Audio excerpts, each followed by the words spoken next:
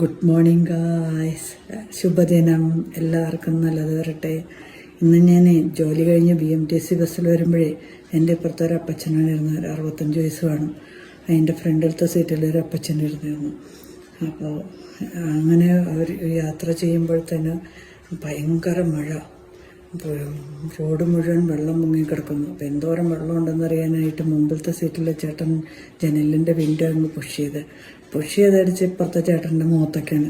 അയാൾക്ക് ദേഷ്യം വന്നു. ഉടനെ തന്നെ അങ്ങേര് പറഞ്ഞു, നീ വിൻഡോ അടയ്ക്കുക. അവർ രണ്ടുപേരും കൂടെ കശപിശയായി വഴക്കുമൂത്ത് ഇനിയിപ്പോൾ എന്ത് ചെയ്യും?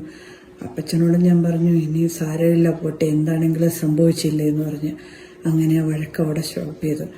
മനുഷ്യരുടെ അസഹിഷ്ണുതകളെ ഒരു ചെറിയ കാര്യമാണെങ്കിൽ പോലും പിന്നെ അപ്പോൾ അതിൻ്റെ വാശിക്ക് ഫ്രണ്ടിലിരുന്ന അപ്പച്ചൻ പിന്നെയും വിൻഡോ തുറക്കുന്നു അടയ്ക്കുന്നു. നമ്മളുടെയൊക്കെ സമാധാനക്കേടൊന്ന് ആലോചിച്ച് നോക്കി. ഇത്തിരി ശാന്തിയോടൊക്കെ ഇരുന്ന് എന്തായിരിക്കുമല്ലേ നമ്മുടെ ജീവിതം. ഷോർട്ട് ടെമ്പർ ഒഴിവാക്കിയാൽ ജീവിതം നല്ലതായിരിക്കും, സന്തോഷകരമായിരിക്കും എന്ന് എനിക്ക് തോന്നുന്നു. ഇങ്ങനത്തെ അനുഭവം നിങ്ങൾക്കുണ്ടെങ്കിൽ കമൻറ്റ് ചെയ്യണേ.